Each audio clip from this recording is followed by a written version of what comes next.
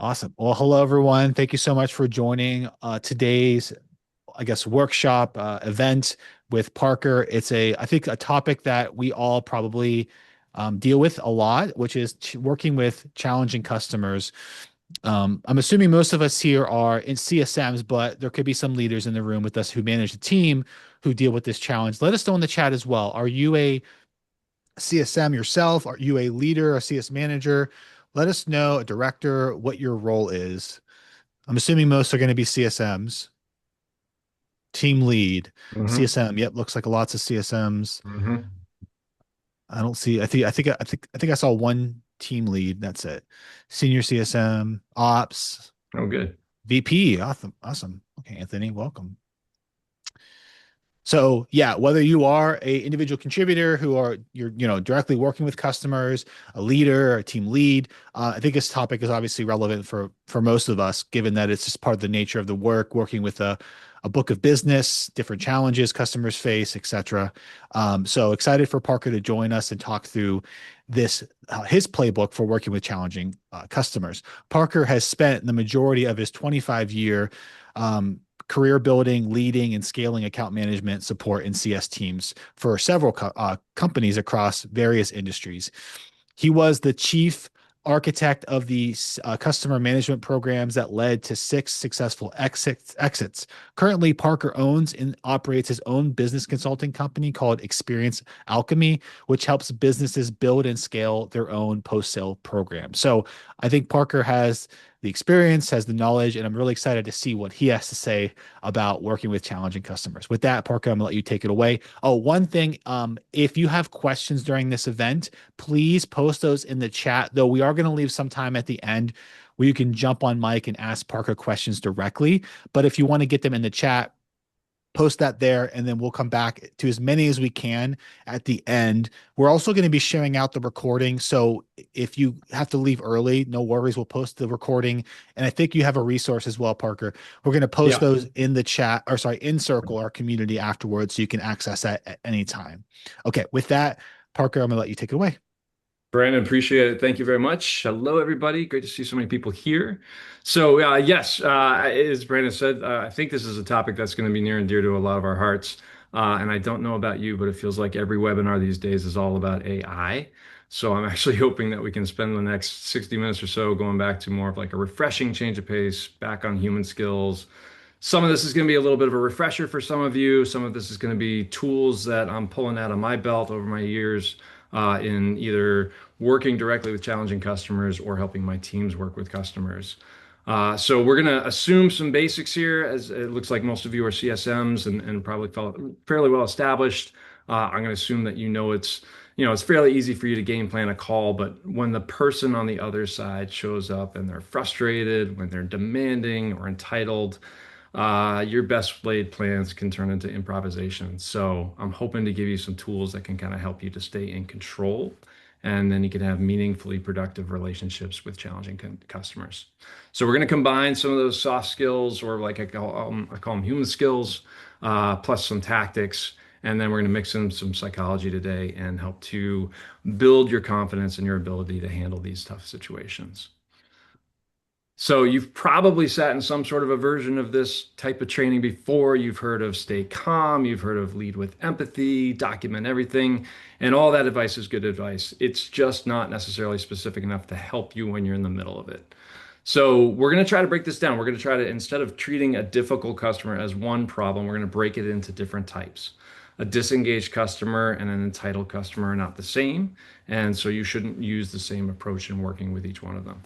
So each of the approaches we talk about today, they've been well practiced over the years and many different teams. And as I said, I hope some of the tools that you come away with here will either help you work with a specific customer that you might be thinking about on this call, or maybe just use that in future situations that you'll, of course, encounter, as we tend to have customers that are challenging, even though we might not want them.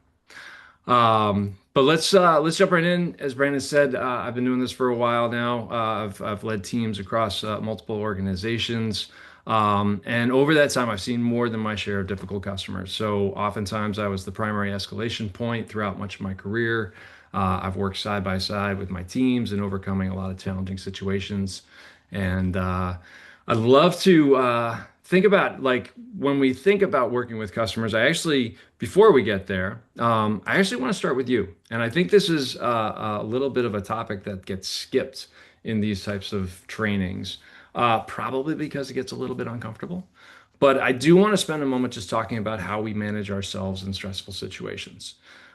Because if we don't have the self-control to handle our own emotions when things get hot, we're actually going to have a pretty hard time managing their emotions. So, and if you're on the front line handling difficult customers, you've got to begin with some critical self-awareness on how you show up in these situations. So, start simply. What happens when someone yells at you?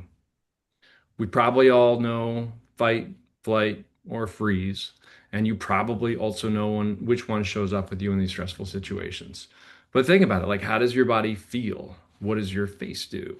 Do you get loud? Do you get quiet? Do you want to stand and defend yourself, or do you want to just get out of the room? It isn't that there's like a right or a wrong answer here, but the important thing to note is it's an instinctual psychological response, and most of us have a default. And most of us have not really been trained on how to recognize or how to work with it. So, how we react in this moment really defines a lot of what we do with our customers. We have to first make sure that we're not undermining our own ability to function because of these instinctual tendencies.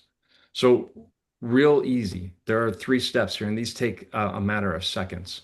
Little cliche here, you might think, oh, breathe, sure, no problem. But actually, it's a really important signal, and it signifies to your brain that you're safe.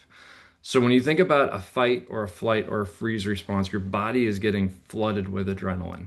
It's designed to help you survive. It's not designed to help you solve problems. Breathing actually slows down your rhythms and it opens up your thinking and allows you to problem solve when you actually need it. It also slows the pace of the conversation, which is in and of itself a de-escalation tool. So just taking that pause, just taking that one inhale, it can do wonders for you. The second thing I want you to do is silently name it. So notice what's going on, see the emotion that the other person is showing, and just say something like they're angry because the product defect still isn't fixed, or they're angry because such and such a reason. Just naming it silently to yourself, it creates some distance between that stimulus and your response. And that's where good judgment starts to live. Last, assign it. So, real quick, just place their emotion in the right place. Don't take it personally. Tell yourself explicitly they're not upset with me, they're upset with what happened. And that separation is also going to create a little bit of space for you to address the problem instead of feeling like you need to be defensive and push back. It takes less than a couple of seconds. And the more you practice, the more it grounds you. Now, one caveat I will say here, you might have an abusive customer. I hope you don't. It does happen though. My position here is don't accept it. I don't think that any CSM should take a beating from customers that is crossing a line. We tend to feel, I think, as CSMs, that we are people pleasers. It's our job to take abuse. In my teams, I wouldn't stand for it. So there are graceful ways to exit that conversation if you find that the customer is crossing a line. You can just say something like, I understand you're very frustrated, but this conversation is not very productive right now.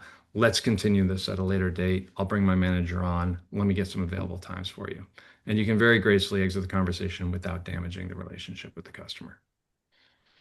Hopefully, you won't have too many of those, though.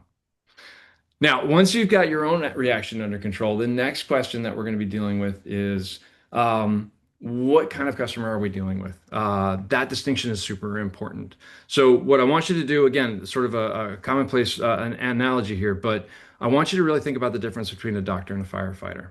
A firefighter is going to respond to what's in front of them. There's a fire and they put it out. But a doctor does something different. They're going to really determine what's going on before they prescribe anything. They want to see what's causing the symptoms.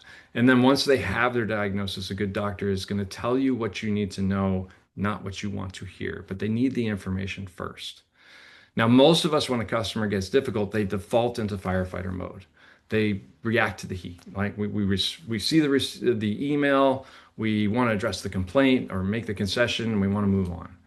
The problem is that when we keep responding to the symptoms without ever understanding what's going on underneath, we're missing the point. So before you respond to the behavior, I want you to diagnose what's going on behind it. If we can determine what their motivations are, you're going to be able to tailor your approach a lot more effectively. So with this in mind, we're going to go through some probably familiar customer personas that you're going to recognize. We'll spend a few minutes on them, but rather than focusing on what behavior they're exhibiting, because you're probably going to be pretty familiar with that, I want to focus on what's driving that behavior. So what's going on behind the scenes? What's motivating them to act the way that they are? If we understand that, we can then bring the right skill to successfully work with them. So we're going to be doctors for a couple minutes here. We'll go through the four personas that I've got. Not all of them, but this is four that I think you'll see pretty regularly. And then we'll move into some tactics on how to leverage them. VIP Vicki, you'll probably recognize her. So often she's a long tenured customer. She believes her history and her account value entitle her to treatment beyond her standard contract. She expects immediate access to your leadership team. She's going to ask for custom solutions at no extra cost. She'll use phrases like, "We've been with you for years," or, given how much we pay you, I would expect a little bit more. And she becomes frustrated when she's not treated, when she's just treated like every other account. So the reference point here is for the relationship is it doesn't match your engagement model. So something has happened to cause her to believe that she is entitled to more. It's either a previous team that she worked with, maybe a past promise she received, maybe it's another vendor's approach that she's used to that she likes. But the expectation that she has now is what you're being measured against. So don't dismiss this history. So what we want to do is acknowledge it. Her expectations of you and your company, they're real and they matter. But before you set any limits, you have to hear her out. You have to be curious about what her expectations are and where they come from. So make sure that she knows that you've understood her needs before moving to the solution. Once you understand her reference points and what she's after, you can then have an honest conversation about what the relationship looks like going forward. She likes directness as long as it moves the ball forward in a direction. Doesn't have to be the exact direction she expected, but you do have to keep it progress. Crisis Carl, you'll probably see him a fair amount. He frames even like the most minor issues as emergencies. So he's going to escalate things quickly and he's going to expect you to match his frantic pace. He labels everything as urgent, regardless of the actual impact. He's going to escalate things broadly and quickly. He'll send follow-up messages before reasonable responses have passed. He'll express frustration when he doesn't get immediate movement. But he's in a very reactive, high anxiety state.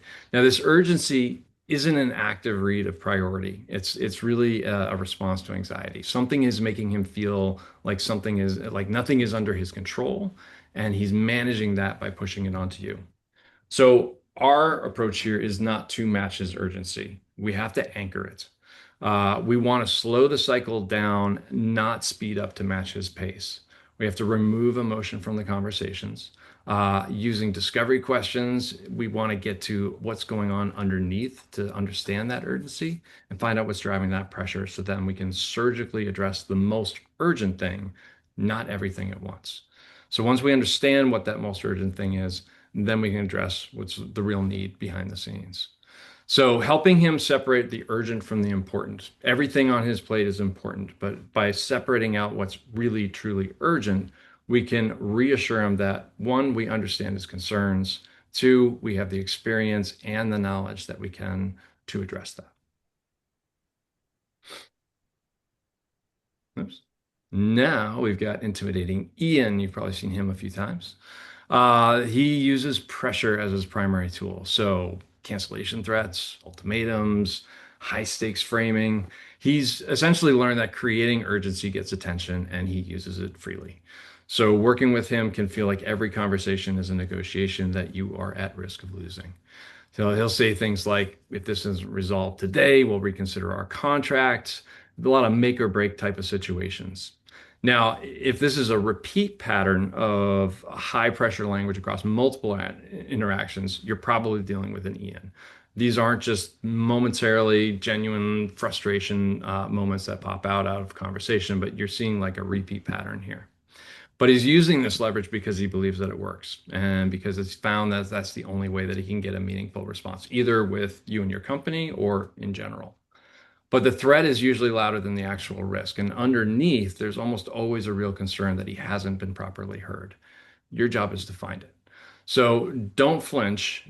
Don't reward the tactic. If you give ground because of the threat, you've confirmed that the pressure works. And guess what? You're going to see more of it. So rather than that, we want to acknowledge the concern behind the threat, but not the threat itself. And then really what we want to try to do is redirect. So we're looking to get to the actual outcome that he's looking for. We might have a different path to get there, and we want to use those good leading questions to slow down the conversation and stay engaged instead of just capitulating to him. Mirage Mary, this one's so frustrating. Mary is impossible to reach. I'm sure you have no customers that are like this. But she no shows. She sends one word replies. She goes dark for long stretches. And then when you finally connect, she acts as if everything's fine, and then she disappears again. So she'll miss meetings with no notice. Email responses are brief, often unhelpful, big gaps in communication. And then when you do reach her, you're just not getting the engagement that you want. Conversation surface level, and then she will disappear again. So really what it feels like is the relationship has just been deprioritized. Something on her side, workload, priorities, internal politics, confidence in the value that you're delivering, but it's hard to pin down because you're not getting a lot of information from her. So it's just not a clear enough signal to know which one you need to focus on. So the approach here is really stop checking in. Like we have to add value. We have to get out of the repeated attempts to get her to engage with us by those just checking in emails. They're too easy to ignore. We need to give her a reason to respond. So bring her something specific, bring her something relevant. You might be guessing here because you might not know exactly what's going to get her attention, but try leveraging your experience with other customers to bring in the right thing that you think could fit her company or herself. But we try to connect to a problem that we think that she might be experiencing. And then when we do get her on the phone, you have to maximize every interaction. Treat it as the last time you're ever going to speak with her. Try to get as much information from her as you can in order to make sure that you can feed the next conversation that happens as well. Yeah, Don't want to blame her. texted them too. You got 3 payments from them? Oh, we got somebody who might need to be muted, Brandon. Yep. Thank you, sir. Let's see. We want to avoid blame, so we're not trying to blame her. She's obviously got things that she needs to attend to, but you can draw comparisons to other customers. That's a nice way of doing a third-party story to bring in to say, hey, not necessarily it's hard working with you, but I had a customer who was very difficult to work with because they were not engaged for whatever reason, and maybe use that third-party story to bring her back to the table. It's an option there. So the point of going through these personas, it's really just practice. If there's one thing to take away from here, it's not necessarily the personas themselves because they're going to change a little bit. These are fairly commonplace ones that I think you'll probably all see. But the real skill I want you to take from this is the reasoning behind it. We're looking to observe the behavior, read the signal, understand what's going on, what the motivation is, and then choose our approach. Once you do that consistently, you can diagnose really kind of any persona out there. You can note, we're looking for patterns here. So everyone could show up differently on any given day, depending on what's happening, what the stakes are. But we're looking for that pattern recognition to try to ascribe them to one of these personas or a different one. Then we're going to get into really, once we've diagnosed everything, we've got to know what to do with it, right? So we're going to spend a few minutes talking about that dreaded situation that all CSMs can encounter, but when the customer is asking you for something that you can't give them and they're not taking no for an answer. So here's what's usually happening. The customer has multiple things that they want. They have mixed levels of urgency, and you've ended up in a reactive position trying to respond to all of them at once. So when you're not prioritizing, you can't perform. It's going to create burnout for you, and honestly, it's going to create worse outcomes for the customer. I'm sure that no customer here has ever asked you for anything for something super urgent. You worked your tail off to try to get that thing to them, and then they never used it once you gave it to them. I'm sure that's never happened to anyone here. But before we tell them no, you have to know which line to draw. You need to act as the consultant. So it's fine to negotiate on priorities, but it's not okay to accept them all at once. So I want you to start with prioritizing and aligning. It's the diagnostic step that happens before you respond. It prevents you from reacting to, say, the loudest request instead of the most important request.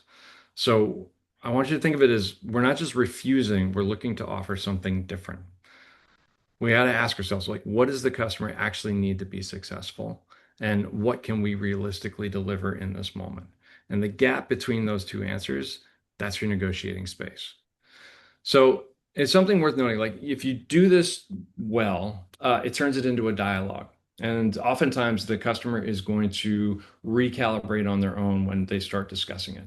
So either they're going to realize mid-conversation that what they're asking for isn't really what they need, or maybe it's not quite as urgent as they thought it might be. So sometimes if you can really draw them into a dialogue around it, you don't actually necessarily have to say no. They will realize it over the course of the conversation and maybe recalibrate on their own. But no is really hard for some CSMs to say. By nature, we tend to be people pleasers. There is a lot on the line if the relationship goes south. We're responsible for that. So I do want to try to reframe what a no is. I want you to think about it as it's not a rejection, it's a redirection. And no can be a really powerful tool for strengthening the relationship. I'm sure every one of you has heard the phrase a trusted advisor. Uh, be a trusted advisor to your customer. That's an earned right. That's not something that we can say we are a trusted advisor. That's something that they will designate to us. But when we're setting a limit, we're actually making a realistic commitment instead of an optimistic one. So you're telling the customer what they need to hear, not what they want to hear. And that's exactly what the doctor says, right? That's what the trusted advisor does. It's someone who is willing to be uncomfortable. It's someone who is willing to say the thing that needs to be said in order to make the relationship stronger and help the customer see more value from your solution. So there are four good elements of a no. I call this the confident no. Uh, First, we're going to restate it. And this is really important to do this in the right order. So restating what they've asked you for, it does a couple of things at once. So one, it confirms that you got the request right. Obviously, we want to be chasing down the right thing. But two, it also allows your customer to know that you heard what they want. This primes them into aligning towards solving the problem with you. So our goal is to move them from it's you against me to it's us against the problem. And when we restate the request, we open things up to engage in a dialogue, not to react to a demand. Now, once we've restated, this is where it's often the hardest part, right? We have to very clearly deny. So, as a people pleaser, this could be really tricky. And so I want you to practice this one. But the point is that when you take the leap and you jump right in and you're succinct and you're direct, you're clear, you don't say more than you need to. You want to avoid softening language here. Anything that might be heard as a maybe is far worse than a no. And then you want to pause for a beat. You want to allow them the space to absorb what you've said and then move on to the next step. Now, the next step is super critical, explaining why. Because a no without an explanation is not going to satisfy them. It's probably only going to frustrate them, and you'll see that escalation increase. But what you want to be prepared for is to have a thoughtful and respectful rationale. Keep it professional, keep it concise, avoid over apologizing. And then, if the situation allows for it, even explain what you've already done to advocate on their behalf and what you've explored in terms of options. And that's where we want to shift and redirect them. So, offering alternatives is where we move forward. Once we've said what we can't do and why, this is our moment to articulate some alternatives. So even if they don't achieve the exact same goal, we want to shift the conversation into problem solving mode. And even better, we can invite them into that being part of that solution. So if there's no available alternative, we can start to direct them away towards away from the thing that they originally wanted and try to be focusing on other areas that can be done together. Now, a couple of notes on this. This doesn't have to be done in one conversation, especially as you're practicing. So if this is new to you, I would say give yourself some space and time.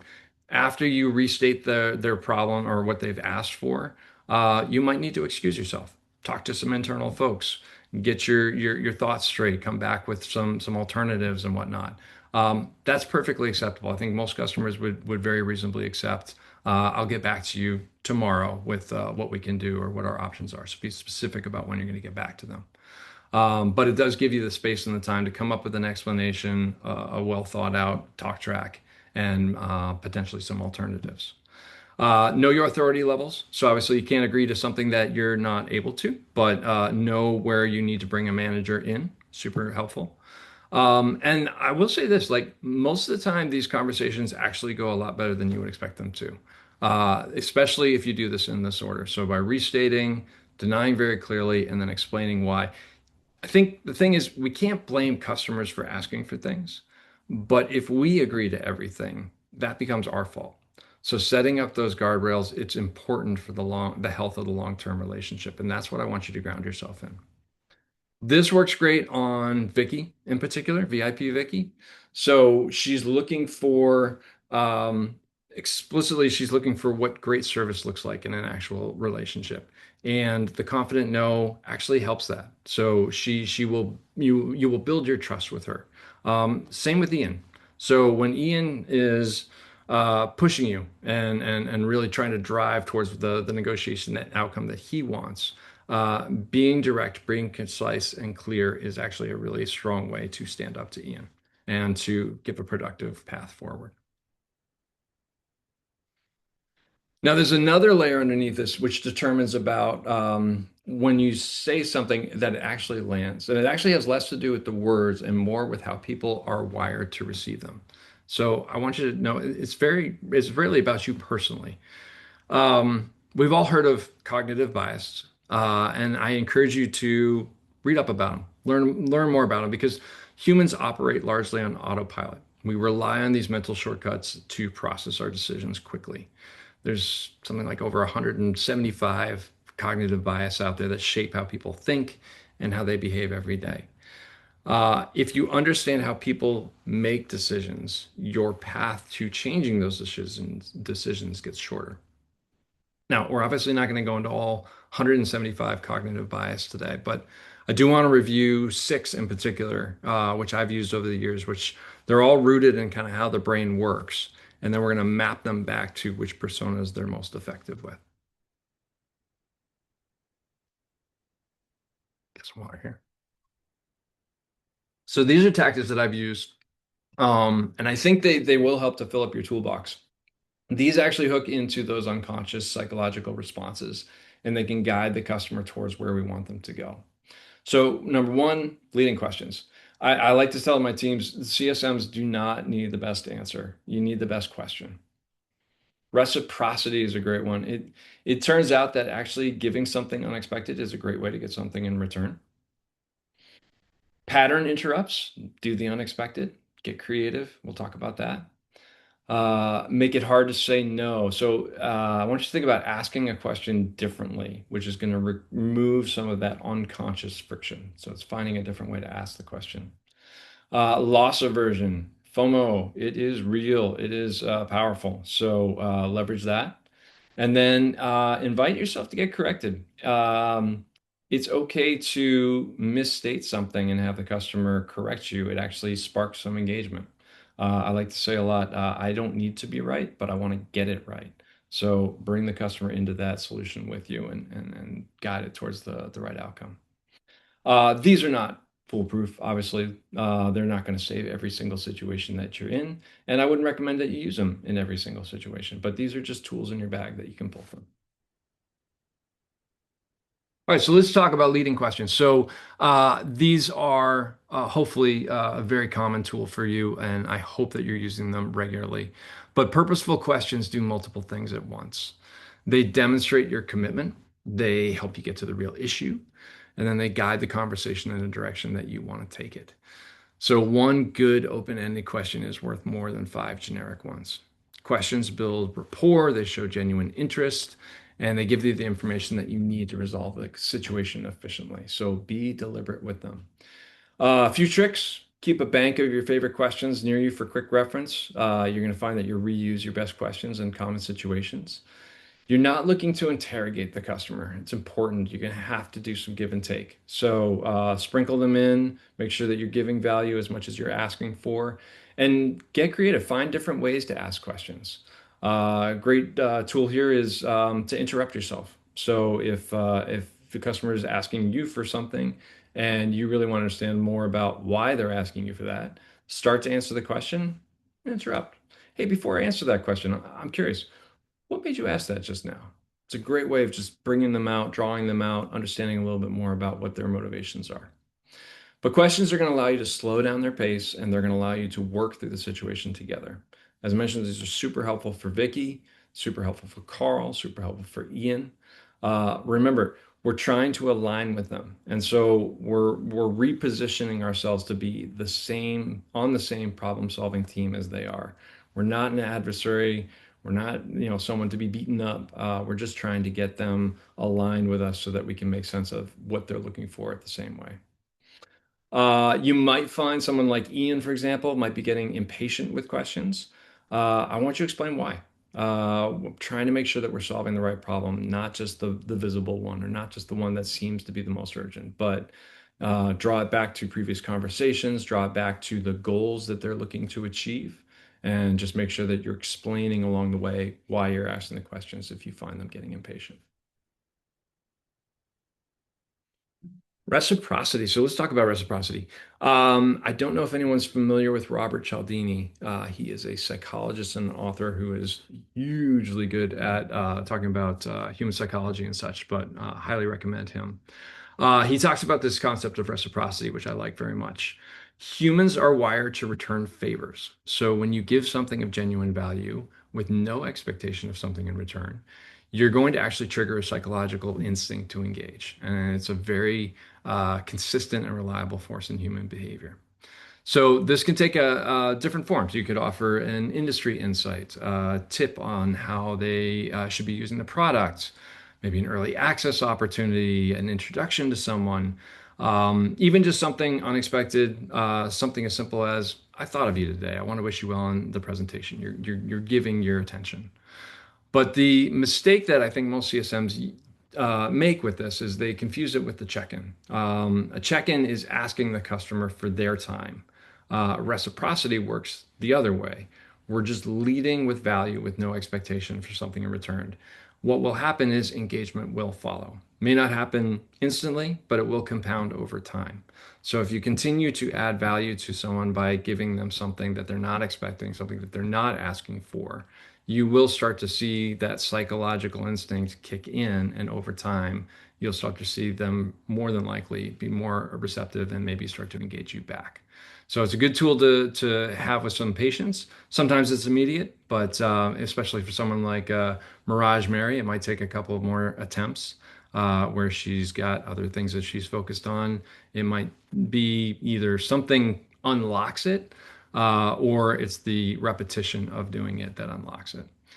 Vicky, she wants to feel important. So she wants to feel like she's receiving something just for her. And this is a great way to do that. So if you're leading with something unexpected, something of value, it means that you're looking out for her best interests, and she will appreciate that. Pattern interrupts. So people tune out the familiar. If you sound like every other vendor that they're already ignoring, you can expect to be ignored too. So the goal isn't to be louder, it's just to be different. You want to make them stop and pay attention. You got to break that cycle of expectation that is too easy to be ignored. The unpleasant truth right now in our time is that 80% of your digital efforts are getting tuned out. That's a massive amount of effort that just is not landing. So you need to have other ways of engaging that stand out. Try different channels, try different mediums. If you're used to having a scheduled weekly call that they may or may not show up to, try calling them on their cell phone unexpectedly. A short voice message instead of a follow-up email. I would say always try to get on the phone when you can. A subject line that doesn't match the templates, or even a short recorded video. If you're used to just, doing a quick email or something written, try a video next time. Handwritten notes, amazing, amazing. Those are very unexpected these days. So send them something that they have to open. Find them on LinkedIn. Do a LinkedIn message instead of a typical email. Just find different channels, different ways. Send food to their office if you have budget for that. Show up in person if you travel. But you're really only limited by your creativity here. But you want to try to do something that is different and unexpected to get them to engage with you. Very helpful with Mary. Find the channel that gets her attention, and then also Vicky's going to feel special if you use this with her. So making it hard to say no. This is subtle, but it's really about removing the friction from the yes. So when you ask, would you like to meet? You're giving them a binary choice. And customers I found typically like options to choose from. So what I'm proposing here is that you ask differently. Ask your questions in a way that make it hard to say an outright no. Assume the yes, and then ask them to choose between options. So try something like, I'm going to swing by your office this week so we can talk about this face to face. Is Thursday or Friday better for you?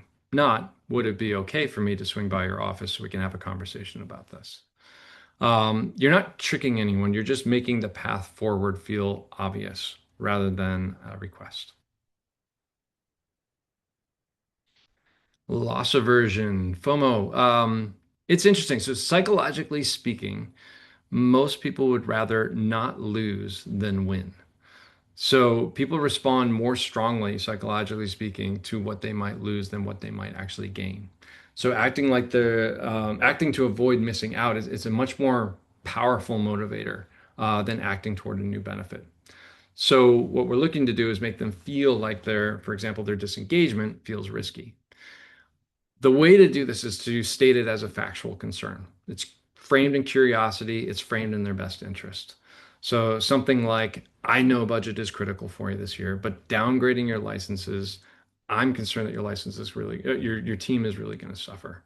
So let's see if we can figure out a way to help you have that conversation with your CFO and not hurt the team. You're not trying to use this as a pressure, but you're trying to make a genuine observation. And it's all about your delivery. Your genuine concern is the key. So it's all about tone and how you're sharing this information. It's not meant to be an attack. It's just meant to be, I'm concerned. Help me feel better about this. Let's work through this together.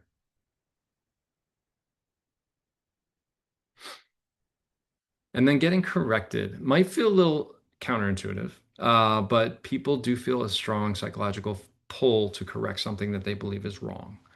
So share an observation that's slightly off and then let them correct you. That act of correction requires engagement, and engagement is what you're after. It's very easy to apologize that you got it wrong and then build on that. But people feel compelled to correct inaccuracies. And this works particularly well with customers who have gone silent, because silence is hard to sustain when somebody has said something that they want to disagree with.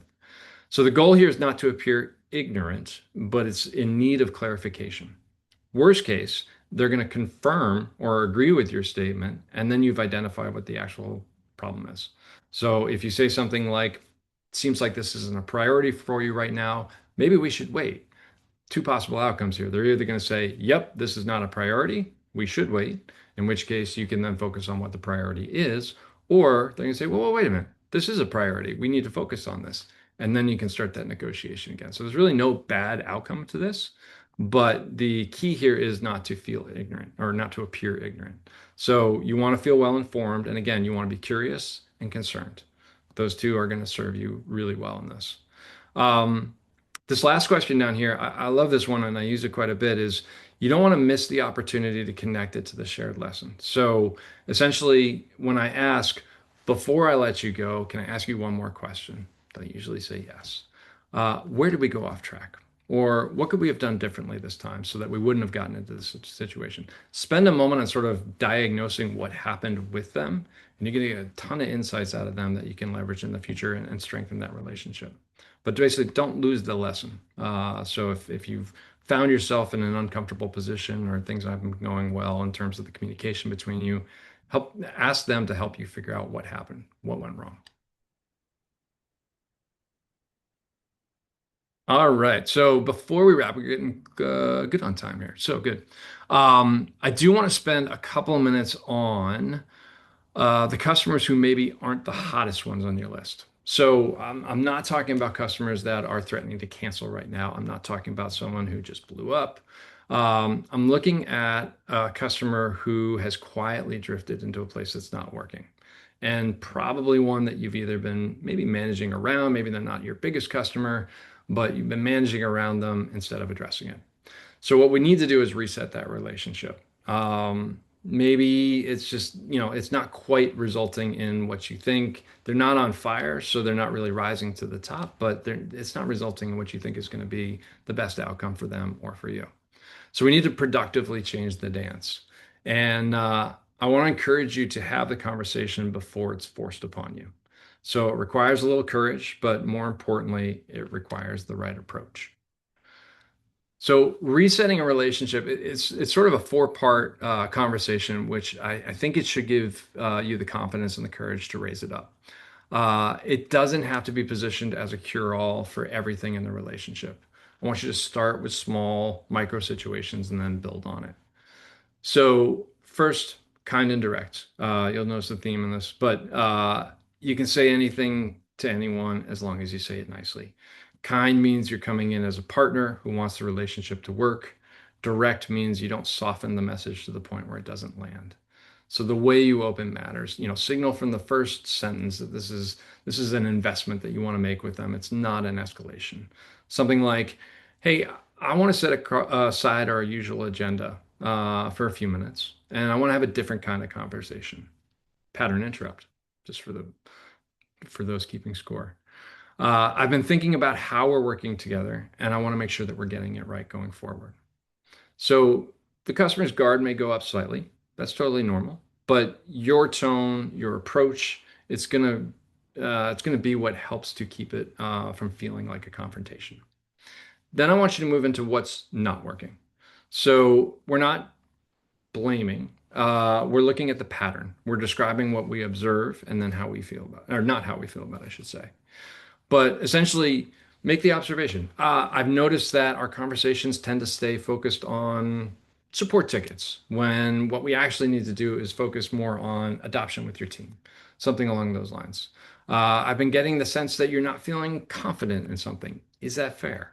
We're not looking to catalog every issue here, but pick one or two things that, if addressed, we feel could change the relationship meaningfully. We're not filing a complaint. We're identifying the gap between where we are today and where we could be, which is the next step. Like we really want to once we name what hasn't been working, we want to move forward. We want to look at one shared direction and figure out how can we partner to make one thing better. So what I like, for example, is our conversations to feel more like maybe less of a rundown of support tickets and more of a strategy plan on how we can get you ready for the new feature that's coming out, something on those lines. What would that take on your end? Do we need to get anybody else involved? Third-party stories work great here. Oftentimes, what I find is once my customers have gone through the onboarding period, we need to do actually a little bit more direct interaction around what happens next.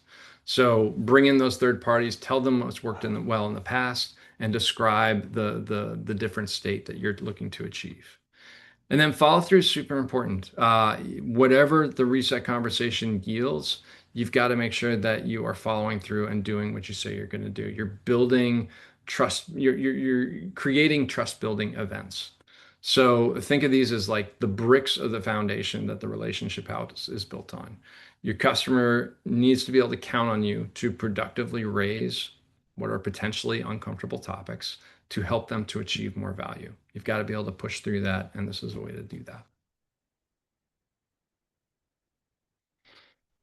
All right, we covered some good ground here. So let me tie it together. First, I want you to start with self-awareness when you get into a stressful situation.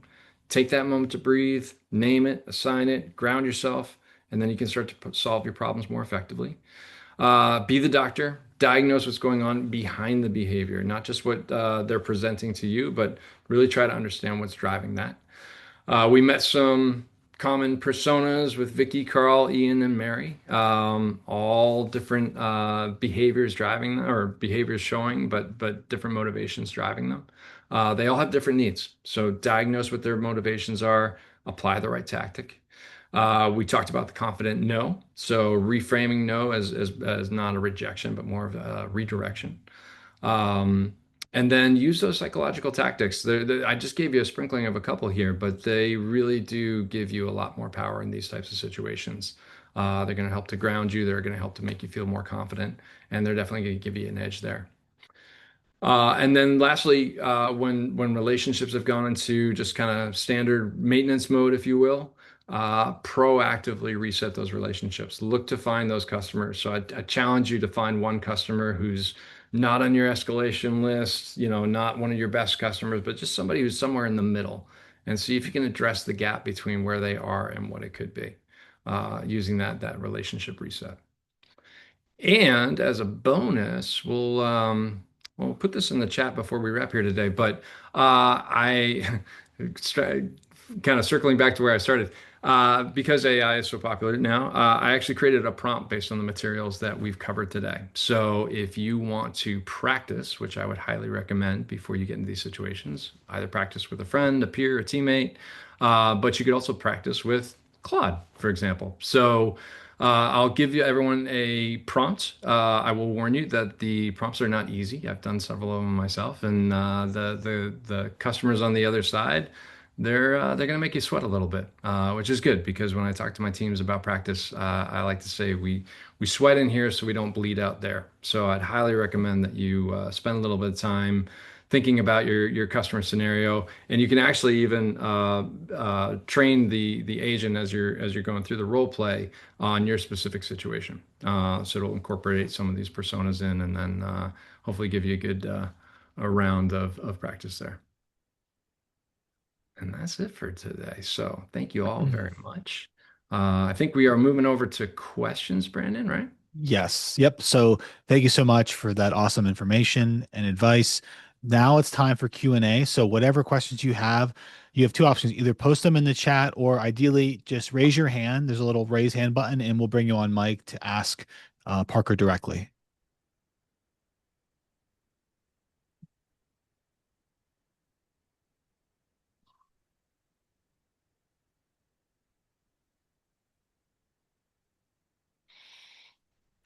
So people are asking about copy of the slides, Parker. Oh yeah, that's not a problem. You want to do that in the email that comes out afterwards, Brandon? Yeah, we'll post it in Circle, the community with the recording, the prompt, the Claude prompt, and the file to download the slides. That's fine. Matt asks, curious about the ability to transverse from personality to personality. So how would you kind of go about that? Yeah, Matt, I think if I understand your question, it's really around sort of figuring out which personality you're dealing with, but I think it starts with really asking the right questions. So you're looking to again be the doctor and diagnose what's actually going on behind the behavior that you're seeing. So the personas are just guides. They're common scenarios that you'll probably come across, but everybody's unique and every situation is unique. So what I would say is you just get curious, like really try to understand what are you dealing with, what's driving them. Ask those leading questions, get the information that you need in order to be able to um, first of all, understand what's driving them, and then second of all, which tactics you can apply, and then third, how you can align with them to be able to solve the problem together.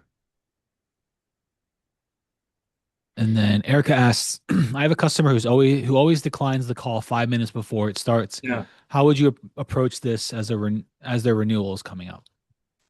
Yeah. So it's I think we probably all had this. Um, I think you're it's sort of like a Mirage Mary, if you will. So it's somebody who's just really, really hard to pin down. I would call it out directly. I would probably fall on the sword a little bit. So first thing that comes to mind for me is, there seems to be something that I'm doing that is not, or maybe something that I'm not doing that is permitting her to cancel the meetings that we've arranged. So clearly, I'm not adding enough value here. Is there something that I can do to make her want to join these meetings more? So you can lead with reciprocity. You can try to show her more value. Try to assume, I would say, that she's clearly not seeing enough value. So think about the kind of the levers you can pull to entice her to that call. And if she keeps canceling those calls, I would just call it out and just say, listen, these calls don't seem to be adding enough value for you. Should we do this differently? What would be better for you? And tell me a little bit more about why these calls aren't working for you. Next question is from Katie.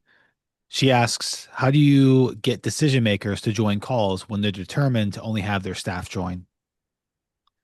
Yeah, so you got some gatekeepers, it sounds like. So if the decision makers aren't willing to jump on a call, it's probably because the conversation isn't at the right altitude.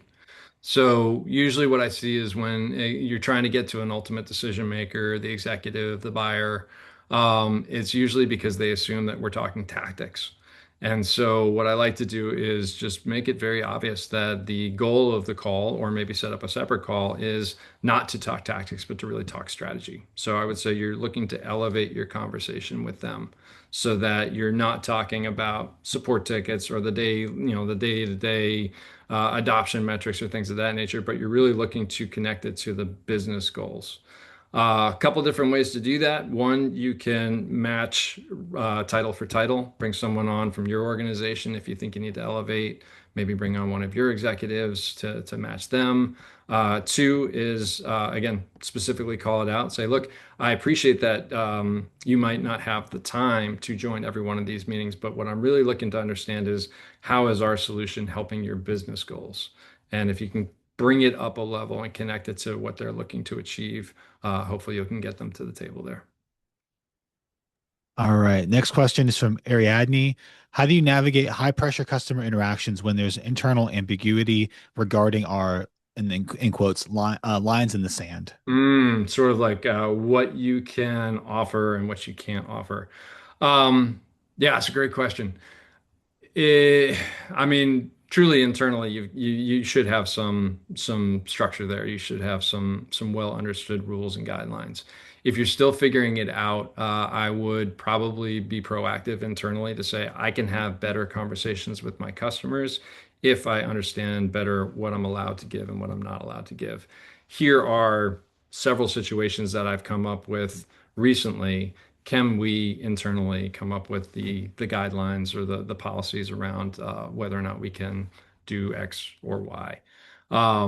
So I do feel like you're probably at a little bit of a disadvantage there if you don't know. Or you're just going to have to lean on somebody of authority who maybe they make those decisions on the fly a little bit too regularly, but truly you're not going to be empowered to be able to push back or draw a hard line if you don't know what those lines are. All right. Next question is from Isabella.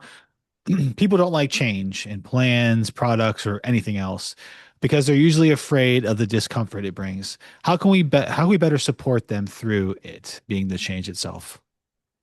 Call it out at the beginning. So change is hard, and I think that's oftentimes where, especially in SaaS world, solutions don't get broadly adopted. So the change management on the customer side is something that you actually have to indirectly influence.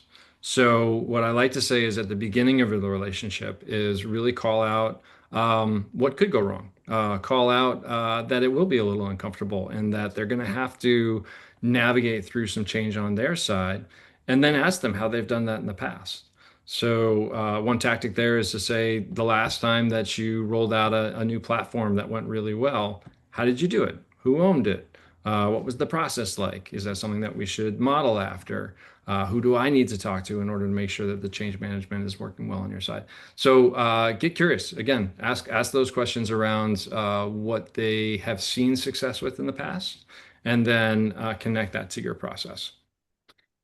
All right. Next question is from Adediton. Hopefully, I pronounced that name correctly, and I apologize if I didn't. How do I deal with customers that even when it feels like we have a great relationship, they're getting value, the moment something doesn't go their way, they switch up immediately? Intimidating Ian, it sounds like. Um, so they're sounds like they're threatening you based on small minor things. I think the connectivity here is the connection to what the outcomes are that we're looking for. So again, there are going to be bumps in the road. Back to the last question, change is uncomfortable. There will be problems. I think setting the right expectations up front is important. So even acknowledging to say like this won't be perfect, or maybe there will be some bumps in the road that we should anticipate. But I'm here to get you through it. And really establishing yourself as the person who has the capability, the knowledge, the experience to work through those things. Again, you're looking to align yourself with them. So when they come at you, when they attack you, when they, get really big and angry, and it's not that they are angry at you, hopefully. Hopefully you haven't done something specifically to mess things up, but what they are looking to do is to get you to jump really fast and move really fast for them. If they already believe that you're doing that, I think you're going to find that they're a little less threatening there.